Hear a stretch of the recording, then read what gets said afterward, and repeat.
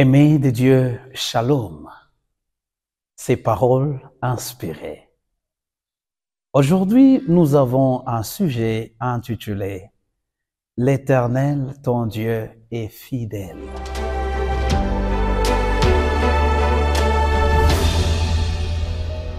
Oui, la fidélité, c'est un des caractères de notre Dieu.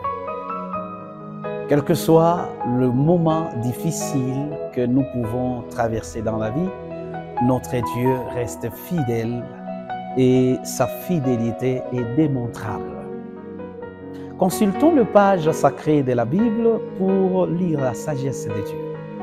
Nous sommes dans les livres de Daniel, Daniel chapitre 6, le verset 20 jusqu'à 21. La Bible nous dit: en s'approchant de la fosse, il appela Daniel d'une voix triste. Le roi prit la parole et dit à Daniel: Daniel, serviteur du Dieu vivant, ton Dieu que tu sers avec persévérance, a-t-il pu te délivrer de lion? Et Daniel dit: au roi, roi, vis éternellement. Nous sommes dans la contrée des Babylone.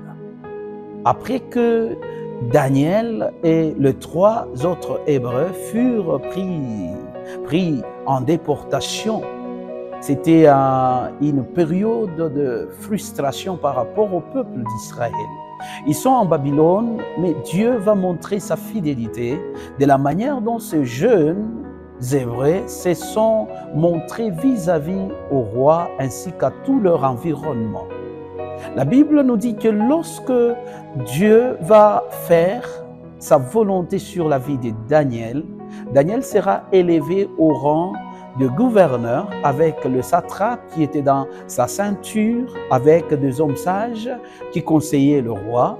Et en ce moment-là, pendant le règne du roi Darius, la Bible nous témoigne comment Daniel était aimé. Sa sagesse donnait plus de solutions aux problèmes de gouvernance par rapport à cette période-là.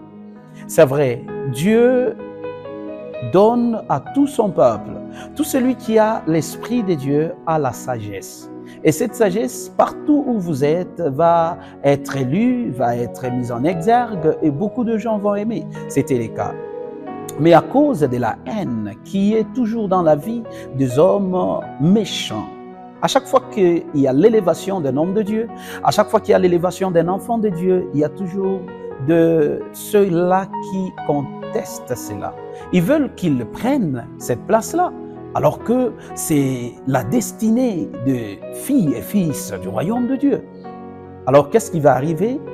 Avec tout le complot, ils vont comploter. Ce qui me bénit dans l'histoire, c'est que lorsqu'on va essayer de comploter contre Daniel, ils vont se dire entre eux-mêmes que nous ne trouverons rien en Daniel de tricherie, de mensonges. C'est un homme honnête, c'est un homme franc, c'est un homme correct, c'est un homme qui vit la volonté de son Dieu. Mais si nous voulons l'attraper, il faut que nous entrons dans la loi de Dieu.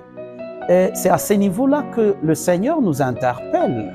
À chaque fois que les gens vont lire notre vie, à chaque fois qu'ils vont analyser, examiner notre vie, il est si important que les gens trouvent qu'en nous, il n'y a pas de tricherie, en nous, il n'y a pas de mensonge, en nous, il n'y a rien que le diable pourra réclamer. C'est à ce niveau-là que Dieu vraiment montre sa fidélité. C'est à ce niveau-là que Dieu déploie ses anges pour subvenir à notre secours.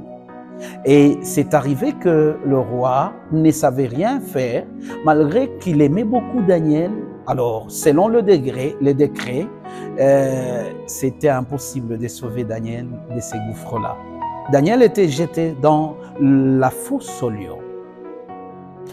Il y a une fois que la Bible nous rappelle qu'il s'appelle le lion de la tribu de Juda. En ce moment-là, je crois en la possibilité que lui-même, le lion de la tribu de Juda, devait descendre dans la fosse aux lions. Et quand il est descendu, qu'est-ce qui s'est passé? Les lions ne vont même pas rugir sur l'homme de Daniel. Les lions regardèrent Daniel et ils vont voir comme si c'était leur ami. Oui, dans des situations complexes, Dieu change notre posture.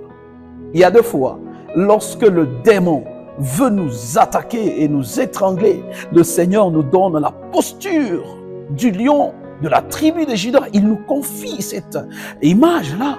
Même lorsque l'apôtre Paul était touché par l'Esprit de Dieu, en Galates 3, il déclare que Dieu nous façonne à son image, que nous atteignons l'image de Jésus-Christ. À chaque fois que nous serons dans l'adversité, ce n'est plus nous que les gens verront, c'est Christ qui est en nous que ces gens-là verront.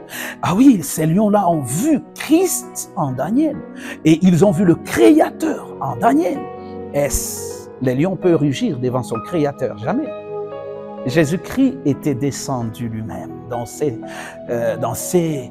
endroit-là où Daniel se trouvait en angoisse. Daniel savait que son Dieu est fidèle. Il est fidèle, fidèle. Jésus est fidèle. Jésus est fidèle. Ton Jésus, mon Jésus est fidèle. Contemplons sa Seigneurie. Il est fidèle. Prions le Seigneur. Père, tu es fidèle. La fosse au lion n'est rien devant ta main. L'endroit où mon frère, ma sœur se retrouvent dans l'angoisse n'est rien devant toi. La maladie dans laquelle mon frère, ma sœur se retrouvent n'est rien devant ta fidélité. Seigneur, descends à notre secours, comme fut le cas de Daniel dans la fosse au lion. Au nom de Jésus. Amen.